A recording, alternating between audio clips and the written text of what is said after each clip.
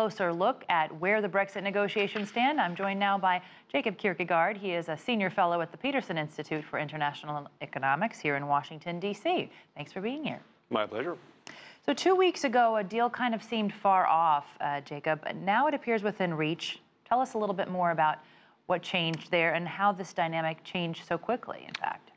Well, I think there's a lot of mismanaged expectations, quite frankly, because I honestly don't think the deal was ever that close, as the particularly leaks from the UK government seem to have implied. The reality is that you have two sides here that have very deep-rooted differences, but none of them really wants to be blamed for a breakdown. So they're sort of leaking to show that it's really the other side that's being obnoxious.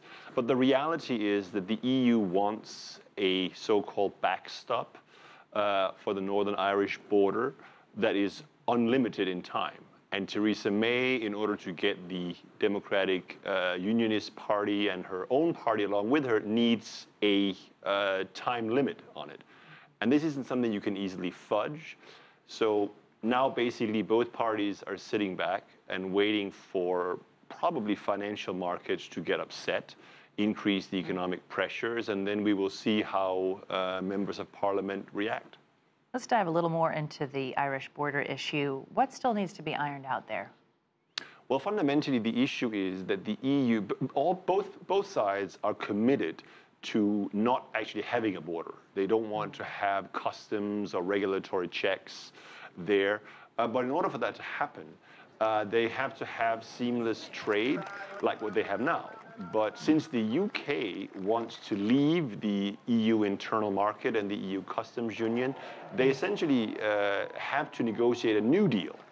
So the EU says, well, if that happens, then we have to have a so-called backstop in place so that in the event that there is no deal, this backstop kicks in and keeps the border open, which would require that these customs and regulatory checks happen not on the border between Ireland and Northern Ireland, but in the ocean between the UK, the rest of the UK and Northern Ireland, which is, of course, what the Northern Irish Unionists do not want. So it's a bit complicated. Yeah.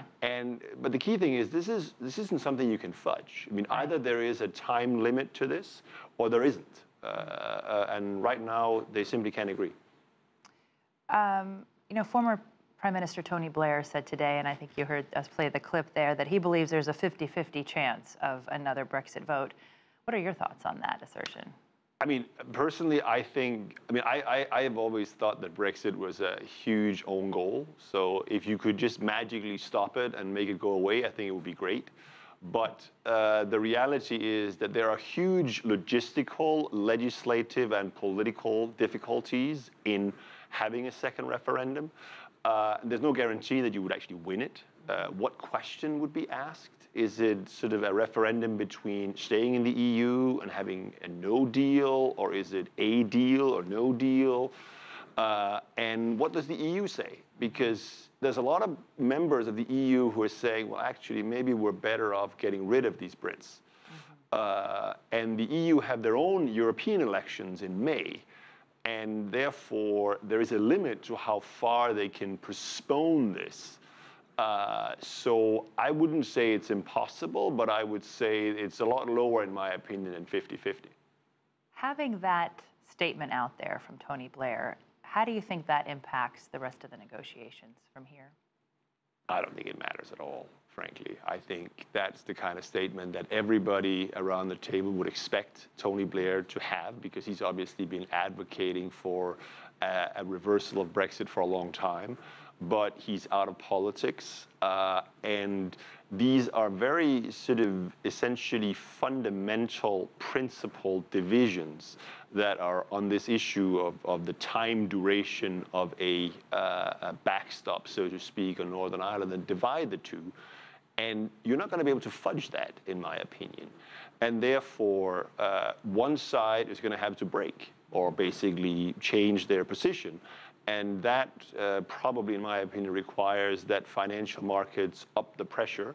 And then, since the UK is the most exposed to this, I would predict that the UK will ultimately buckle and that Theresa May will get a majority in her parliament, either for her deal, which is or the EU's demand on this, or essentially to have a so-called Brexit in name only. That basically means that the EU leaves the EU, or sorry, the UK leaves the EU, but becomes a rule taker.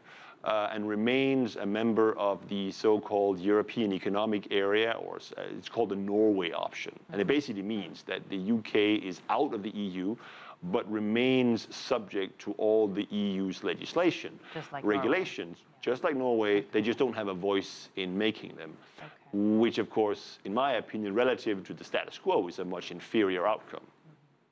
All right, Jacob Kirkegaard, we'll have to leave it there. Thanks so much for coming in and sharing your thoughts on this. My pleasure.